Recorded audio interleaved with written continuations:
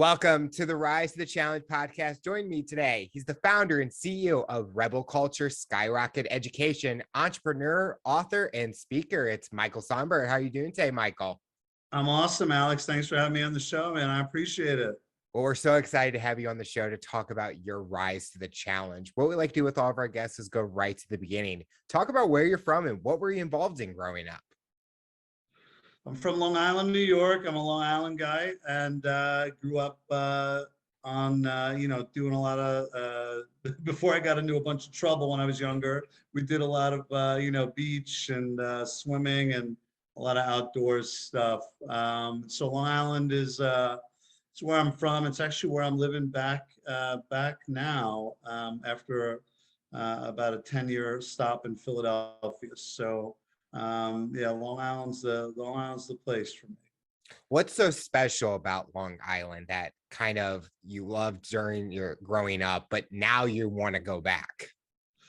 It's a great question. Long Island's a unique place. It's got some beautiful beaches. It's also where I live is about 40 minutes from New York City. So that is a cool selling point. To be perfectly honest, I was happy in Philadelphia, but my wife's family is in Long Island. She said, after 10 years in Philly, I'm going home. You can come with me or not, but I'm taking the children.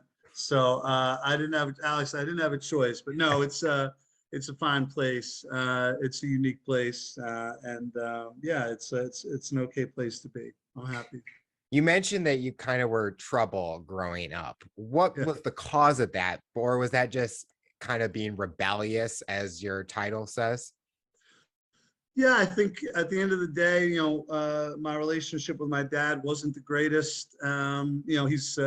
He's still alive. He's a good guy, and he means well, but hypercritical and very self-centered. And what it led to for me was lashing out to try and get some attention, somebody to tell me that I'm good, somebody to tell me that I did a good job. And so I started playing in bands, and anything to get the most attention possible, whether it was jumping off the stage or throwing a full beer bottle into a crowd. I mean, anything to just be outrageous. And so it's been certainly a lot of work to figure some of that stuff out, but I'm happy to say that my dad and I get along pretty well these days, which is cool. When you were going through those times in the household, did that play effect when you were around other kids, other individuals, when you were doing those activities where maybe people notice a change in your behavior? Yeah, it's funny that you asked that. My oldest friend in the world sent me a picture the other day of what I'd written in his 7th grade yearbook. And he thought it was the funniest thing in the world, but it was so angry. And I was embarrassed by it. He was like, look at what you wrote. But I was like, you're, F you. And, it was meant to be playful, but it was like, I hope you have a terrible summer and you're the biggest jerk I know. But it was meant to be like, he took it as playful, but I could see in that, 13 or 14-year-old, this like incredible frustration, this like need to, I didn't have any outlet in my house. I was, we had to sit silently at dinner while my dad watched television. We couldn't speak, and got almost no attention, and would lash out in those ways. I wasn't like a violent kid or anything like that, but certainly verbally I could do some damage, and yeah, I would see it manifest with my friends. That was a concrete example from just a couple, like a few days ago. He sent that to me. Did you ever have someone that kind of helped inspire you or motivate you? You said you maybe didn't get it at home, but was there maybe another like a male figure or someone that you got along with, a coach or someone that kind of played that role? Yeah, so I actually started in my mid-teens. I started suffering from these crippling panic attacks. It's actually interesting because my sister and my mom, when she was alive, all suffered from them. We would jokingly and also seriously say that it was because of my dad and his really erratic behavior and you know, some of you know, and he would joke around and say that he doesn't have anxiety, but he's a carrier. But I started to see a psychologist when I was in my mid-teens, a guy named Dr. Joseph Scartapane, who I actually looked up recently and lives not too far from where I live, or at least works not too far from where I live. I've been meaning to look him up and send him a note of gratitude, because he was the first person who understood what I was going through, or really like articulated that he understood what I was going through.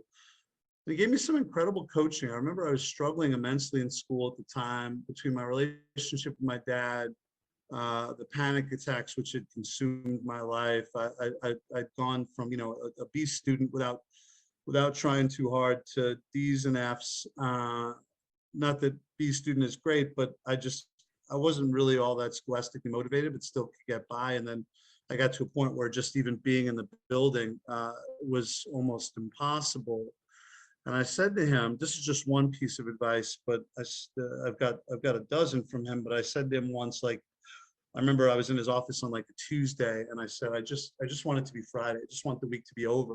And he said to me, you know, Michael, I hear you, but be careful that you don't wish your life away. You know, he goes, you wish for enough Tuesdays to be Fridays. You wish for enough winters to be summers. Your whole life's going to be behind you. You won't have been present for any of it.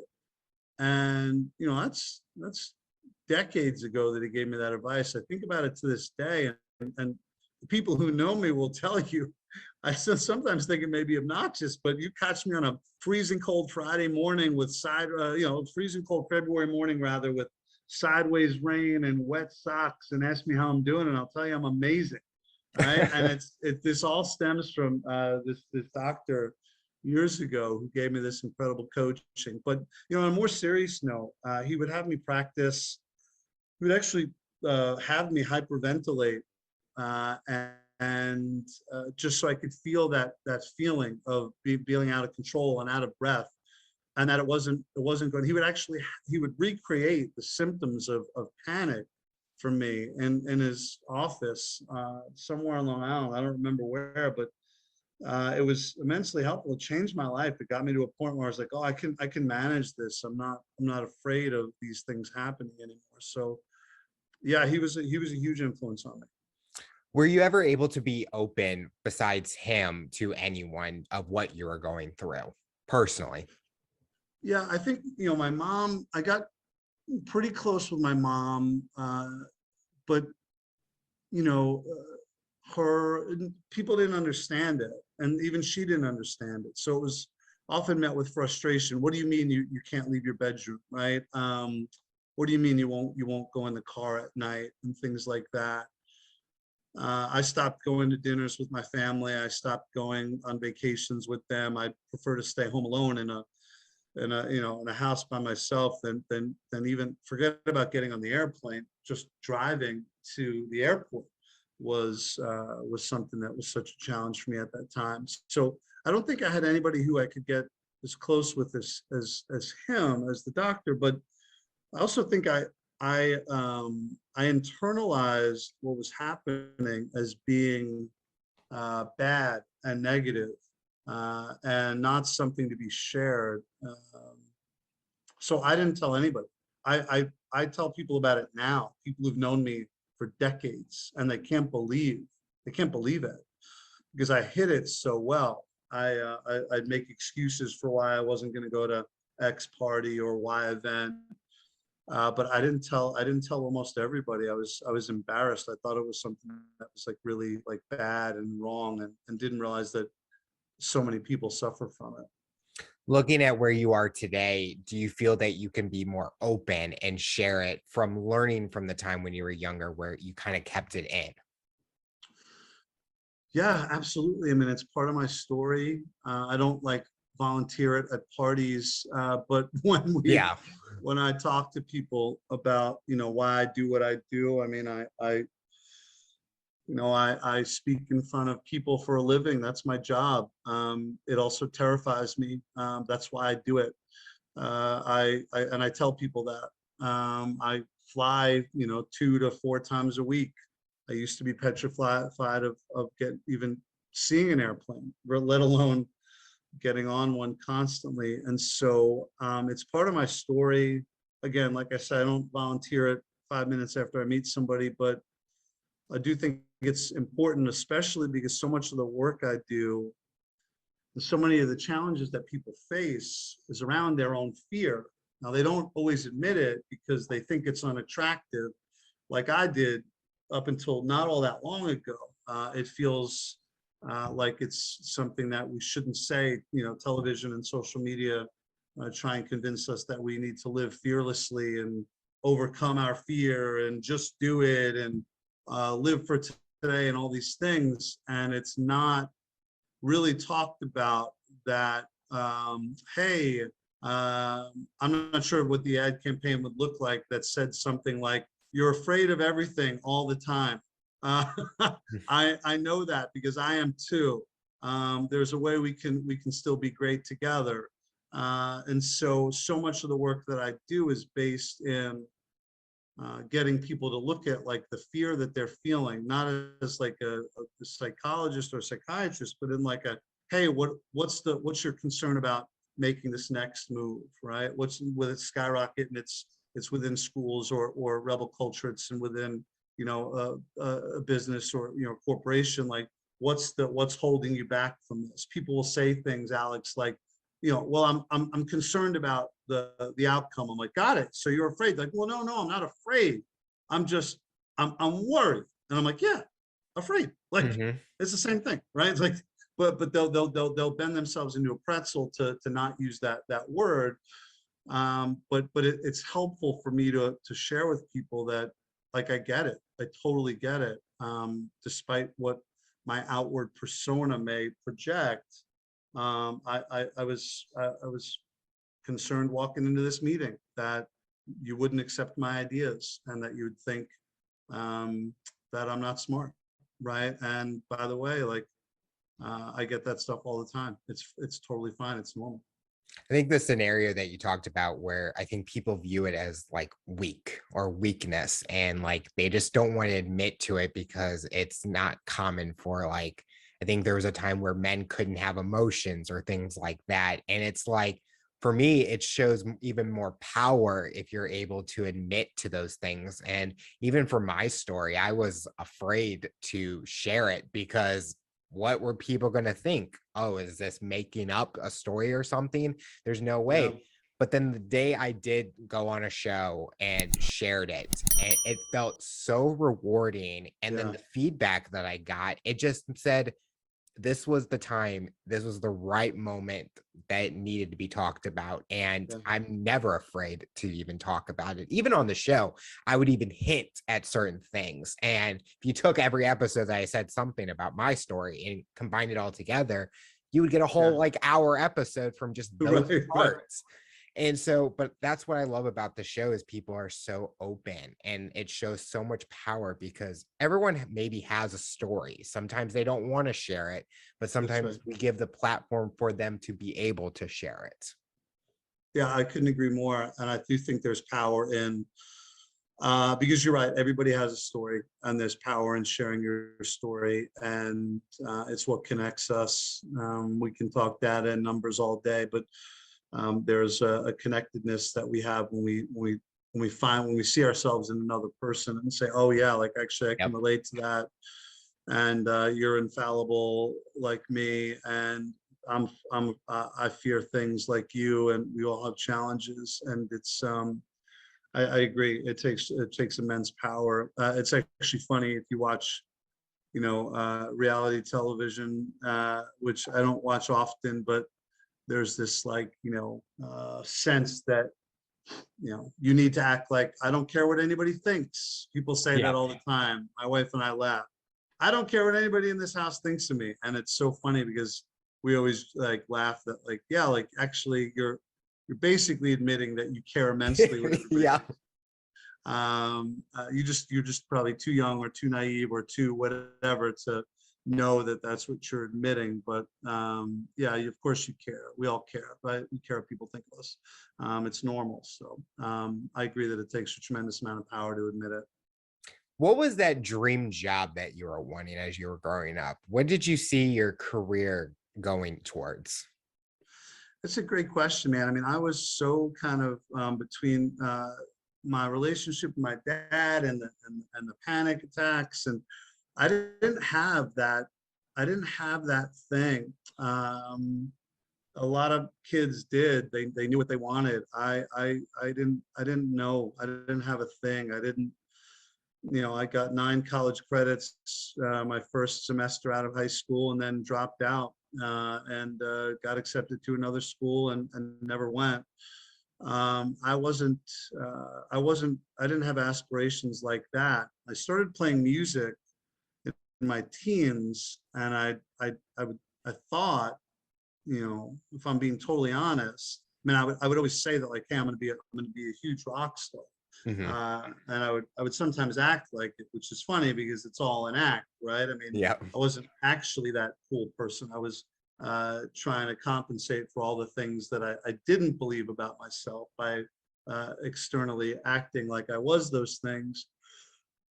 But I always said I was going to become this huge rock star. But I've had some real reflections in the last, however many years that wasn't actually ever my goal. I was too fearful at that point to put myself in the public eye. I was almost the person, running in place. I'd go to band practice 5 nights a week, but I didn't ever do the things that it took to become an actual success at music. I didn't hop in a van with my buddies and tour the country playing club after club. That would have been too vulnerable. That would have made me too vulnerable. I preferred to play the 1 or 2 clubs in my hometown or the adjacent town that we knew we could pack out, and just drink our faces off and snort a bunch of drugs after the show and act like we were going to be the next big thing. But I don't ever think it was an actual a belief that I actually had. I think that if it would have miraculously happened, I think I would have blown it up because I didn't actually want it. I was too afraid that it would. I was too afraid of it, if that makes sense. During that time playing music, was the financial aspect ever like in your mind? Because a lot of times musicians want that big $1 million contract, selling out stadiums, but it almost sounds like you just wanted just to enjoy the experience and just do something that you love doing.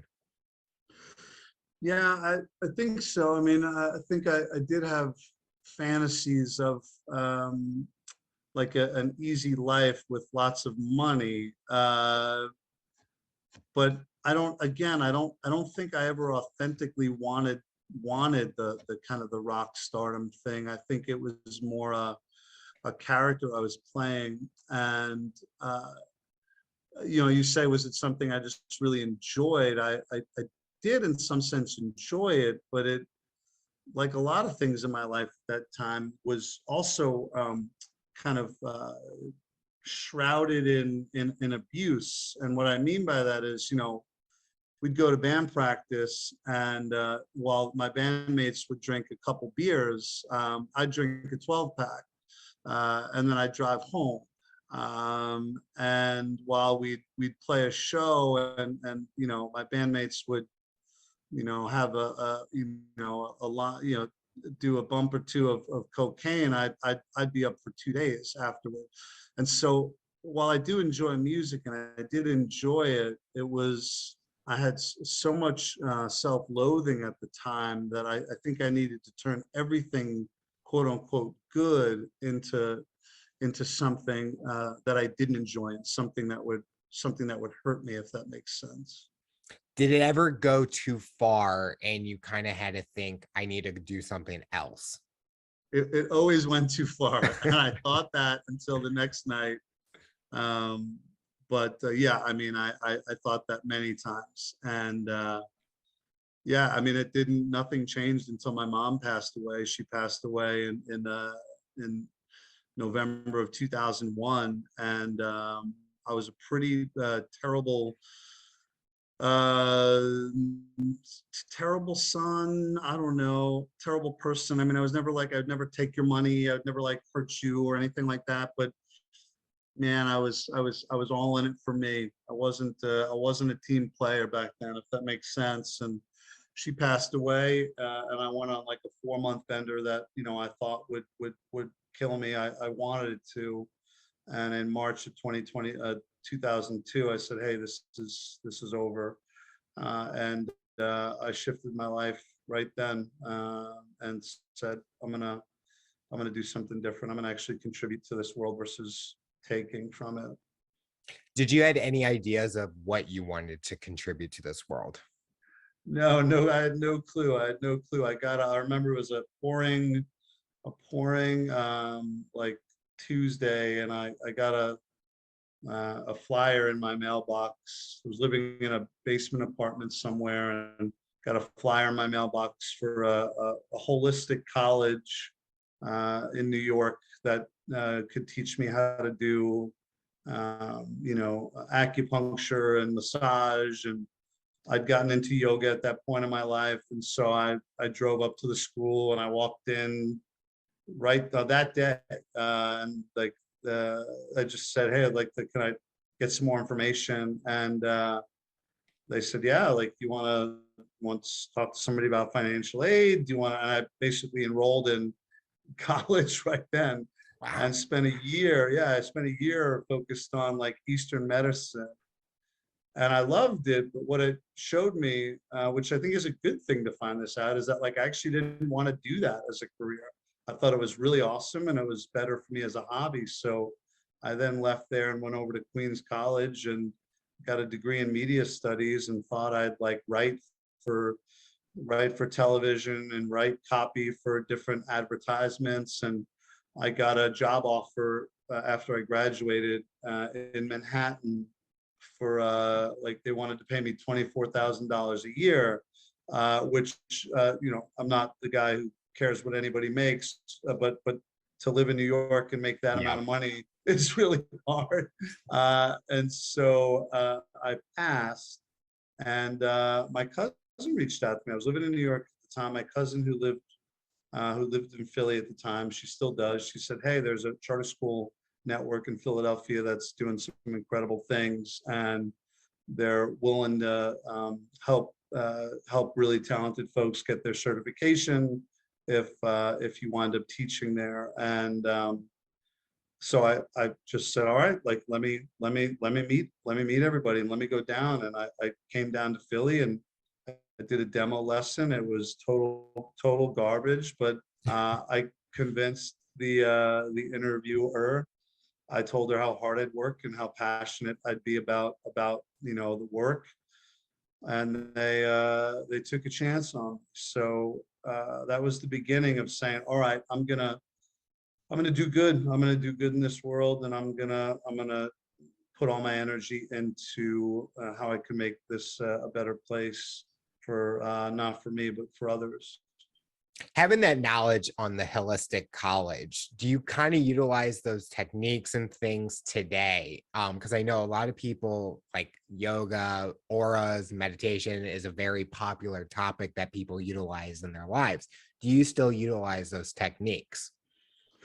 Yeah, so I practice meditation. I was certified, like a certified level 2 Reiki, or certified as a level 2 Reiki, not a master. I forget what it's actually called, but I will sometimes perform Reiki on my wife or on my kids if they're under the weather.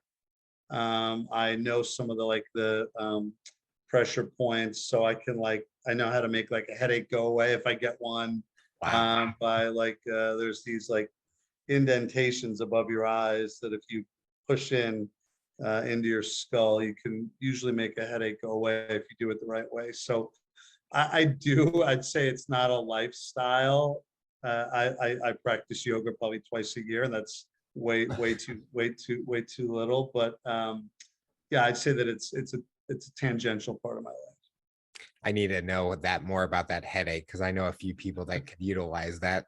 I know, like family members, they get headaches and they're like, they have their own ways of taking care of it, but Yeah, they'll hear yeah. this and I'm just going to go over to their house and then they're just going to push up on something and be like, what are you doing? And like, oh, we heard it from Make your sure they're not interview. pushing it. Yeah, make sure they're not pushing into their eye Yeah. sockets. Don't want any injuries to occur. When is the first time in your career, like in your career journey, that you felt that you were really accomplishing something Uh, I, in that I, early stage before yeah, your entrepreneurial side? yeah, it's a great question. I think it was less like it was less like a kind of like lightning bolt moment and more the relationships I started to form with the students in the school and seeing that my words mattered to them and seeing that this thing that um, a lot of people get into education, particularly urban education, particularly white educators who teach mostly Black and brown students with this almost I'm here to save the day mentality. It's called in education a savior complex, and it's really frowned upon because true educators partner with the students that they serve. They don't see themselves as above and as a person who's there to save anybody, but actually I'm here to support you on your journey. I was the opposite. I always say, like, the kids, they saved me.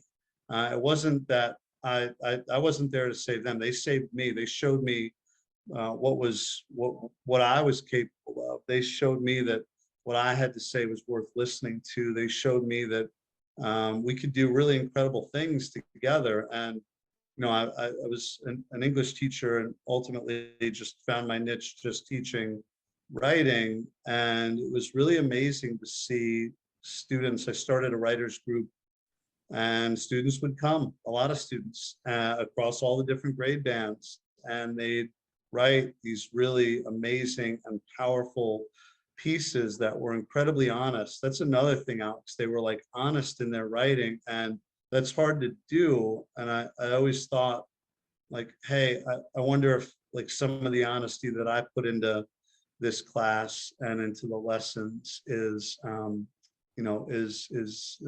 through osmosis or whatever is becoming a part of the kid's identity as well. When you were doing those writing groups and stuff, did that start that kind of passion of maybe I want to write something myself? Yeah, so I'd written a novel before I actually became a writing teacher. It didn't get published until I was an actual teacher, but I'd written the novel beforehand. And we talked about my musical journey earlier. I mean, I wrote the lyrics, all our lyrics for years. And like I said, that musical journey is a little complicated, but I still always loved writing. And I wrote another novel while I was teaching, and I've written a couple others. Two have been published, but I've written a nonfiction book that was published. I'm writing another nonfiction book now. So at the end of the day, I mean, if you asked me to kind of define myself, if you only gave me one word, I probably would say writer. It's really my favorite thing in the world to do. But with like educator, entrepreneur, speaker being close second. But yeah, I think it's actually the opposite. I became a writing teacher because of how much I loved writing already. Was it easier to write nonfiction because it's more real world, real emotions, things like that, than a fiction story where you're making up something? But sometimes when people are writing fiction, it's based off of something that they're thinking about or an experience in a way. Yeah, I personally find nonfiction 100 times easier to write than fiction. But I'm not sure if I'm on an island with that, but with nonfiction feels like take your ideas, put them down on paper, organize it so it's digestible. And I'm of course oversimplifying this, but fiction is character development, and every single line being poured over to make sure that there's a rhythm to writing fiction. There's a rhythm to writing nonfiction, but there's like this musical aspect more so to writing fiction that I love, but is very challenging. Every line to me has to. I say, every word has to jump off the back of the word before it Yeah. and kind of lift the story. And with nonfiction, that's less so. So I was going around my house and I found a script that I made in high school, and it was about a fiction story. But I'm like looking at this and I'm thinking, what was I even thinking at the time? Because like nonfiction, it's like real life stuff, and fiction it is like relationships and like TV dramas and stuff. And it was hard to do it. And I'm like, oh, if I wrote something that I had like experience about, and it almost goes back to like when we were talking about being real and talking about our own stories. It's so easier to talk about it if we live through it than try to make something up and not know what we're talking about. So I love nonfiction better because I feel that I connect more when I'm reading it than a fiction story in that way. Yeah, that makes sense. And I think all fiction, at least anything I've ever written, but I feel like some of the great writers, there's something in of themselves in the work. At least that's what I've always heard or read. I too find it much harder to write something about topics that I have no understanding of. Why would anybody do that? It feels really like it would just feel like such a labor Yeah. for me to like write about like the housing crisis, but like it would Yeah. just be like I don't really understand that as well as millions of other people. So that's not the topic I'd write on. How many more books do you think you could write? Or do you have a number of where you want to hit before you're like, I think I'm good where I'm at? Great. So yeah, I've retired from reading fiction. I think I've retired from writing it as well, to be honest. Just because it's such a and I love it. So I don't want to speak ill of writing fiction, but it's such a labor. And for me to write a good book, not a great book, I'm not sure I've ever written a great book, but for me to write a good novel takes like over 2 years. Wow. And yeah, I can write a nonfiction book that could be on the shelves in people's hands, helping them in some way in 3 months. And so it's not just about the how kind of how much more streamlined that process is. For me, it's the journey I'm on right now around like just making a difference for people, and I could do that much more writing nonfiction. Talk about your start in your entrepreneurial journey. How did Rebel Culture and Skyrocket Education come about? And so I was a teacher, and then I'll oversimplify this in some ways because the story's longer than this, but I wanted to have more impact, and so I became an instructional coach in that charter school network, and I went from teaching 100 students directly to coaching teachers who were responsible for teaching 5,000 students. And then I wanted to have more impact. So I applied for the job of Director of Strategic Partnerships for the network. And I was charged in that role with traveling the country, going to conferences, speaking at conferences, training school leaders and teachers from around the country on our school leader effectiveness models and instructional coaching models and school culture models. We'd have trainings back in Philly where I was living at the time, where I'm actually calling you from or talking to you from right now.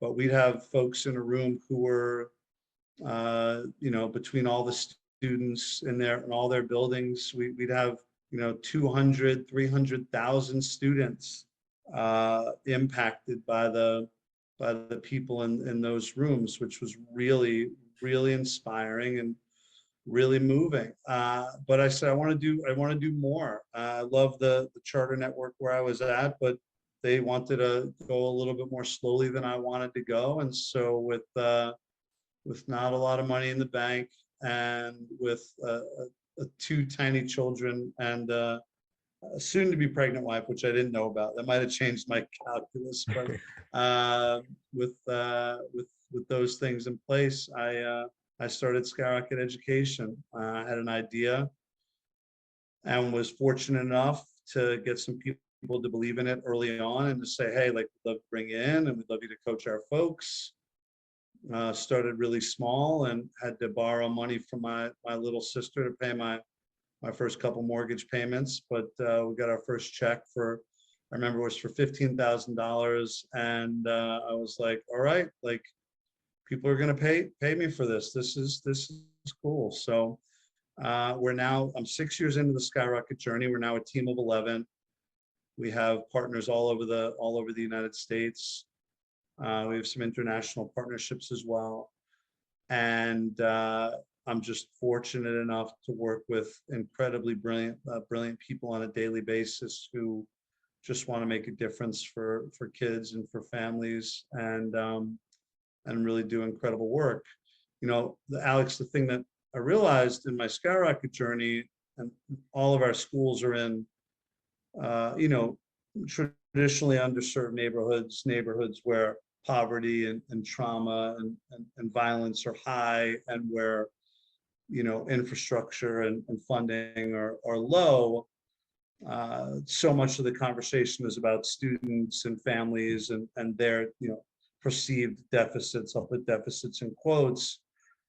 But so many of my observations were like, hey, this is about the adults. And there's a school around the block from here where it's the same student body makeup and same neighborhood and same challenges. Why are all the adults there super happy? Why are their results better than the results in this school? And so I started to study that at schools at first, but then across industries, and airline industry and food service, real estate, fashion, and said, there are all these examples, even if it's not a company as a whole, of a team that operates differently than the team that's on the floor above them or the floor below them. And I observed that the leaders, and when I say leader, I mean anybody who manages a team of people. It doesn't have to be the CEO of a 500-person company. It could be somebody who manages 5 people on a team. But the folks who put culture first, who put culture over everything, had you know, higher productivity rates, better employee satisfaction, larger profits, fewer resignations, people who stayed longer. And I said that there are rebels in this space who don't subscribe to so many of the traditional narratives about work.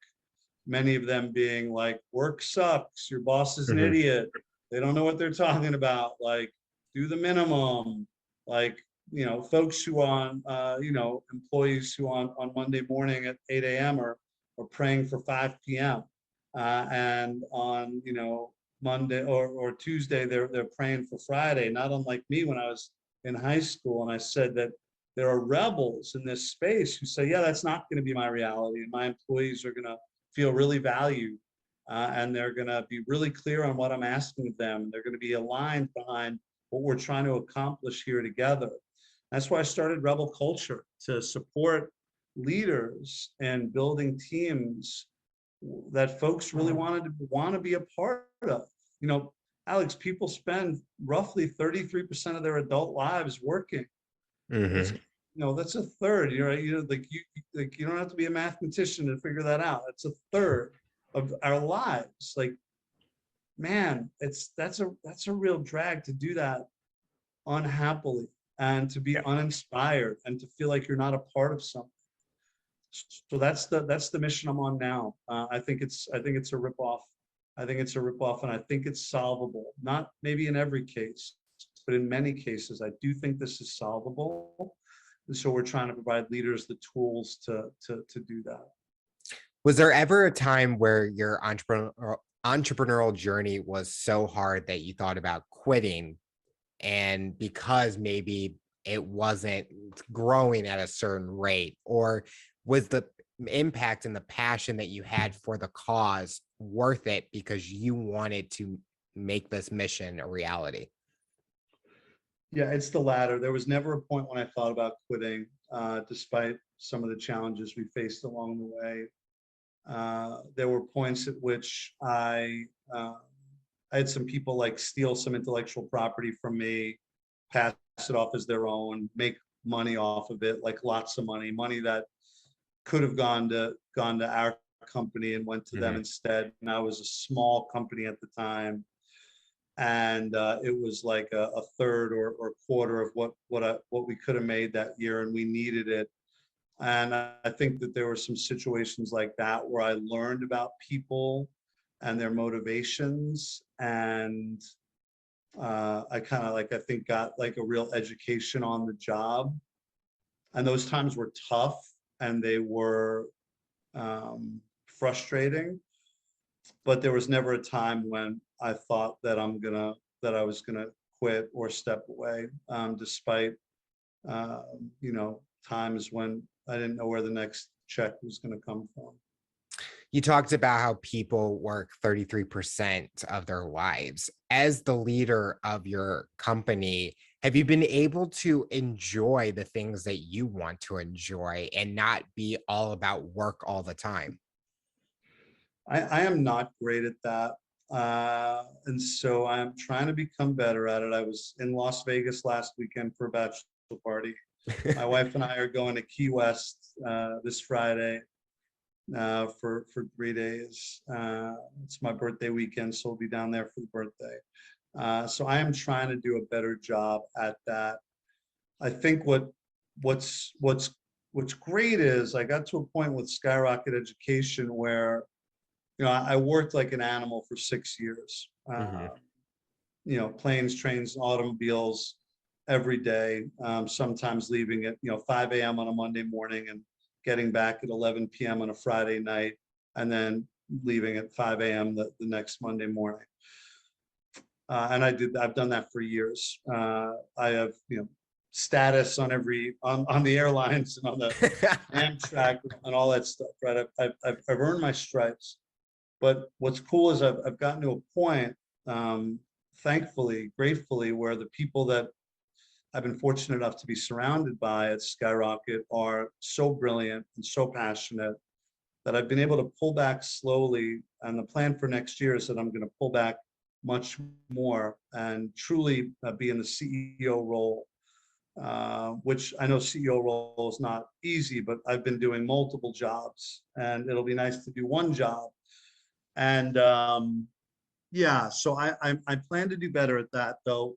Rebel Culture is launching in 21 days, and so talk to me a year from now, Alex, and see if I've taken my own coaching and been able to enjoy things more.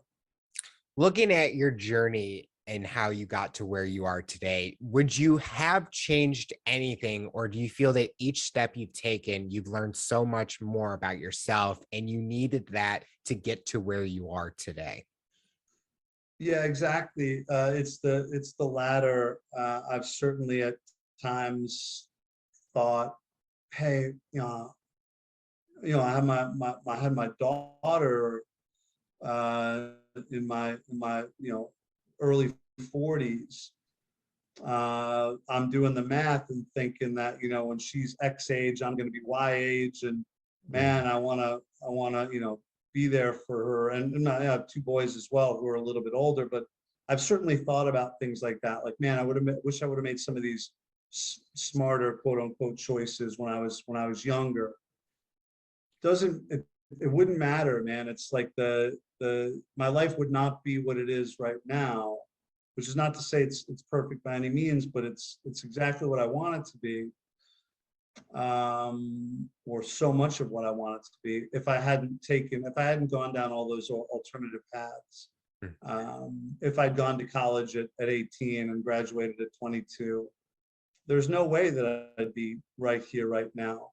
Which doesn't mean that I wouldn't be in a great spot somewhere else, but I'm certain that you and I wouldn't be talking today. And all those things had to happen for me to get to this place.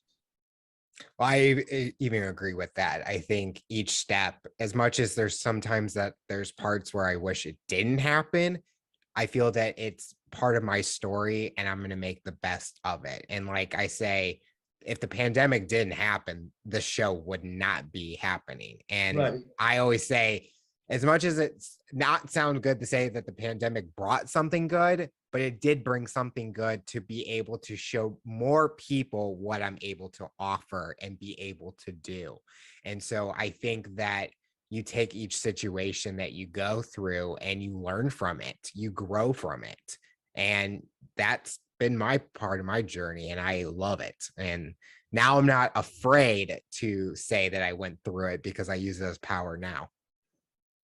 Yeah, I couldn't agree more. It's a phenomenal point. And yeah, I mean, I think that we as a society will, you know, COVID was horrible in so many ways, and it is, it is part of our collective journey. Yep. And 5 years from now, 10 years from now, 50 years from now, there'll be so much good that comes out of it. You're one example. I'm another. I started a new company during COVID. I may not have if it didn't happen. So certainly not saying it's a good thing, Yeah. which I know you just said, but you're right. It's part of the journey, and I found that it's probably more impactful or more helpful to kind of ride the wave at points versus trying to fight against it. Things happen for a reason, and you and I both have some good examples of those things. So what does the future look like for you? What are you hoping to accomplish in the next few years, both personally and professionally? Well, I think I'll start with personally because that's the most important thing to me. I want to see my kids more and read to them more and be home more. And I do see all those things becoming a reality. In terms of professionally, Skyrocket Education is going to continue to grow. We're going to continue to support schools and school leaders, and teachers, and of course, students as a byproduct of that. I imagine that team growing to 2 or 3 times the size in the next 3 to 5 years, which I'm really excited about. I mean, that's part of our strategic plan. In terms of rebel culture, Alex, I don't know. I am leaving it open. I'm one of those because Skyrocket is kind of doing well, and I am taking rebel culture one day at a time, which doesn't mean that it's not urgent or intentional. We are starting out by just creating a daily email blast called the Culture Shot, which comes out. It's like a shot of espresso in your inbox every morning. I am writing an entire year's worth of daily emails, which will certainly get some people to unsubscribe on day 5, but I think we'll also get a lot of people to be like, wow, this is cool. They're short, 4 to 8 lines, something that you could read in the morning before work or before school, before starting your day, and say, oh yeah, this resonates with me. And we're starting there. Yeah, I think we'll be consulting with lots of businesses, and I'll be doing some more keynotes, but I'm leaving the future open, man. I'm riding the wave. The final question I'll ask you, for someone that's listening to this interview based on your journey and experience, what tips or advice would you give them to overcome obstacles, accomplish their goals, and rise to the challenge?